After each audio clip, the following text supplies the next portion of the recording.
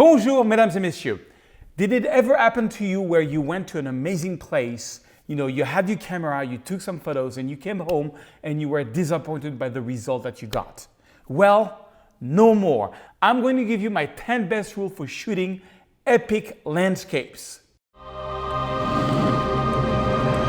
All right, guys, a couple of days before, I was in this amazing beach at Pacific City. I'm going to use this as an example to show you how I apply my 10 rules for having epic landscape. Here is the 10 rules.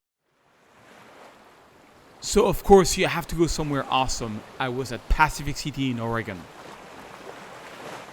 Find the right composition during the day. So here I am on the beach with my iPhone, and what I do is during the daylight, I look for rocks or for leading lines, where I can see something that's going to be interesting.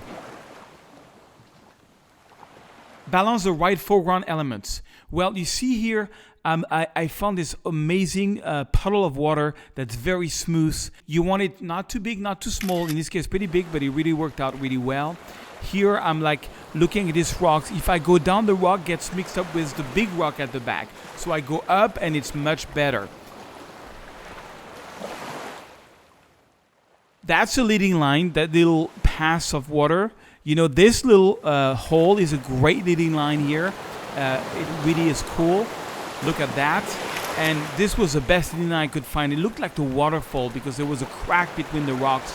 And when the water was going away, it was giving me an amazing Niagara Fall kind of waterfall. Look at that. Different angles of it. That's probably the biggest mistake I see people do. Look at this. It's awful to have sand with all the footsteps and all the dirt as a foreground element. It's boring. It's awful. Shooting manually is obvious because you get the perfect exposure. You can retouch one photo and synchronize on all your photos in Lightroom. Amazing. Using a tripod with self-timer is the way to go if you want to make sure your photo is completely sharp. Now, always focus on the middle ground. The middle ground here is the rock. I was always manual focused on the rock or on the cliff. Playing with long exposure is an obvious, especially at sea. I find that half a second is the best for wave. Slowly underexpose your photo. You see how my photo is a little dark? It's because I want to get everything from the sun. All right, so after the rules, let me show you the final result that I got. I got this photo, which I really like, with the leading line and, the foreground. Imagine I had this as a foreground, it would be awful. Now I have this nice water with a little pass to this beautiful rock, This is some of the early on as the sun was getting down. I was really getting this leading lines into the rock, having the long exposure effect. The light was still not great. So then I decided to retouch it differently, and I'm actually going to show you this full retouch if you stay until the end. Oh, by the way, guys, take a second to like this video and leave me a comment. I read every single comment. And if by any chance you're not subscribed to this YouTube channel, smash that subscribe button, smash the little bell so you get a notification every time I make a video. I make 2 videos every Tuesday and every Friday. But let's get back to this. So on this one, the sunset was not out yet. So I got the leading lines, I got the nice light. I'm kind of missing some warmth, but I got the long exposure. I really like this one.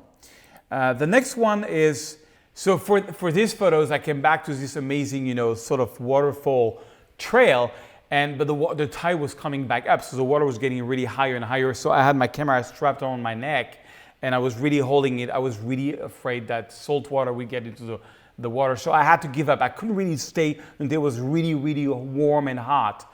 So I did is I found some other nice foreground elements like this one, with the little puddles. And you see, a quiet puddle is always more powerful than a puddle with wave.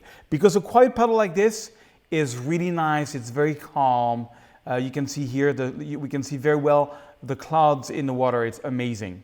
And this is another one, more for Instagram 4x5 format. And this is the last one that I took, but it was getting a little too dark. So anyways, foreground, middle ground, and background, leading lines is everything in epic landscapes. So let me show you how I retouch. Well, first this one. So this is the one that I did. So if you look at my settings, I was very blue. I'm just looking at my settings to recreate it.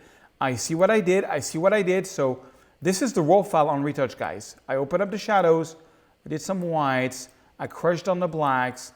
I got all the way my highlights, and I put a lot of blue into it. and a lot of magenta. When you add blue and magenta, you get a sort of like really nice blue that I really like. Let's see here, sort of purple. So 5, 4, 3, 4, and 36. So yeah, I was actually warm. 5, 4, 3, 4, and 36. Okay. Underexposed the photo. I added a lot of contrast.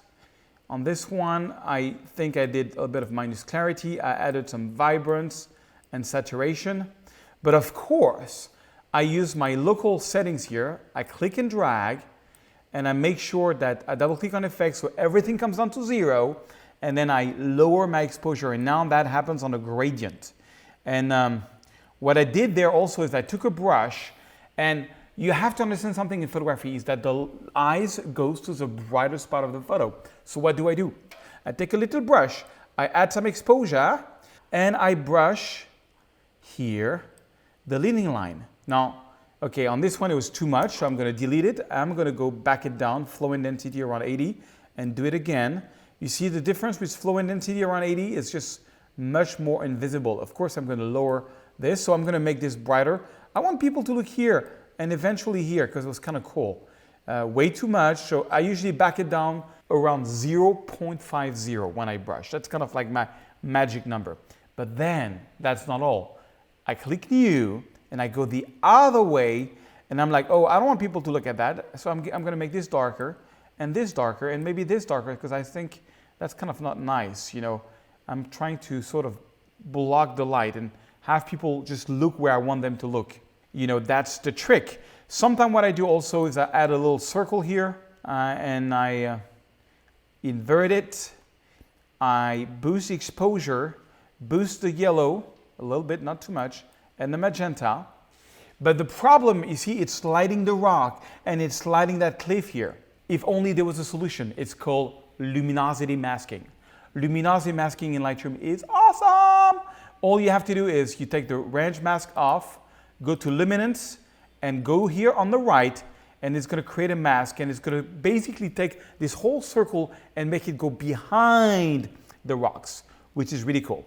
So that's roughly how I did. It's not exactly how I did this one, but you know, this one I desaturated a lot. I went like very contrasty desaturated. That's totally possible. You just lower the vibrance and saturation. Not so much. On this one, I added a bit of split toning. Just to give it a look, because when I don't like colors in photography, I either give it a look with split toning or I make it black and white. I'm obsessed with interesting colors. So how do we go about this? Well, you just go here to split toning, and I basically took some kind of blue. So you first pick the color. Higher you go, more saturated it's going to be. And this color goes only in the shadows, the dark places. So not that saturated, just a little bit of saturation here. And then usually what I do is I take the highlights, so the brightest part of the photo, and I add some warmth to it. It's just like a little, and so if you go crazy, you can go down, and then you can adjust even more here. You know, if you think it's too saturated, you can lower the saturation here and there. And so by desaturating the photo, by making it almost black and white, and then giving back some colors with this split toning, you get that effect. Now I'm going to show you how I retouch my nicest photo, which is this one. That's the final result. And so what I did here, it's very easy when you truly have lots of nice colors, because the raw file is just going to make it blow away. So I bring down the highlights, I open the shadows, I do my whites and my blacks. And on this one, I added a lot of magenta and I kept it blue. But you see right away the colors are coming out because it's hidden in the raw file. Okay, all I have to do is add contrast and maybe a little bit of minus clarity. Minus clarity, why do I add minus clarity? Because sometimes when you open up the shadows and bring down the highlights, you can get some halo effect in your photo. By minusing the clarity, this goes away and you have a much more natural result. That's the whole idea. Okay, I am then going to boost the exposure. I like to boost the exposure and then remake it dark with gradients. I don't know, that's just what I do. So another gradient here, just to make it like this, and another gradient there. You know, the idea of gradients is that, again, the eyes goes to the brightest part of the photo, so inside the photo. And for that, you need to make some brightest part. Okay, now I'm going to take a little brush and I'm just going to highlight again. Always do it's called dodge and burning. I'm going to dodge So right now I'm dodging. Dodging the line means making it brighter. It comes from old film practice where we were using, basically you were projecting the negative onto a positive paper, and the longer you would project, the more it would burn the paper, make it darker, more contrasty. And they would take a spoon and they would dodge the light. So the light wouldn't go on the paper. So wherever they were dodging the light, it would make it brighter. And thus the definition of dodging and burning, making it brighter and darker. And that's where you guide. That is probably the one thing that I made the most money on in my life, is dodge and burning. On interior design, on portrait, on landscapes. That's how I got into galleries. That's how I got so many things, because my photo had this sort of je ne sais quoi, which came from dodge and burning. Dodge and burning can go a long way. But one good rule is try not to go over 0.5. So that's roughly what I did on this last one. So that was amazing. Oregon Pacific City is beautiful. Now guys, I came up with my best course ever. Here's a little presentation. Bonjour mesdames et messieurs, I'm really happy to announce to you that I have a new course coming out called the Fine Art Masterclass course. This is 7 years in the making, actually even more if you take into account when I shot the photos. But basically the idea of this course is I'm going to show you all the best photos of the 6 coffee table books that I've published over the last 7 years. We are going to start with the Paris book, black and white. I'm going to show you some of my best shots, like this Arc de Triomphe photo that I retouched with Aurora HDR and Lightroom. This crazy panorama of the Eiffel Tower that is my most sold panorama of the Eiffel Tower in galleries. Then we're going to do the New York book. On the New York book, I'm going to show you so many projects. This beautiful black and white of Brooklyn, a metro station in black and white. I'm going to shoot the back cover of the book with this photo of Brooklyn. And I'm going to shoot sky replacement with black and white of this foggy photo of the Manhattan Bridge. Then we're going to go to the Venice book. And on the Venice book, I'm going to show you so many projects, from carnival shots to extreme long exposures to some of my most iconic photos of Venice before and afters, including Vertoramas, including long exposure with filters, everything. So many projects in Venice. Then we're going to go to the Los Angeles color book, where I'm going to show you lots of projects. Beverly Hills, colorful. I'm going to show you how I did the cover of my book, which is not only the cover of my book, but it's also the cover of the State of California magazine. I'm going to show you some projects from Venice Beach, some panoramas in downtown, some photos for the Malibu State Park. In all, you've got over 25 different projects. Then we're going to go to New York, and I'm going to show you how I made the cover of my new New York book. Many projects, Central Park at fall. I'm going to show you this amazing photo of Central Park, how to shoot at night, how to create really interesting vertoramas in the city. Last but not least, we're going to do my Paris book, where I'm going to show you some crazy projects, including the cover, which was a very hard project, including my most famous HDR photo of the Eiffel Tower, including crazy HDR panoramas with different kind of colors, and last but not least, day to night kind of photography. I'm going to teach you everything you need to know in this course, including a business class on how to get a better exposure in the media, how to get published in magazines, how to get book deals, and how to get into galleries. So if you want to take your photography to the next level, if there's only one course you want to buy from me, that is a Fine Art Masterclass course.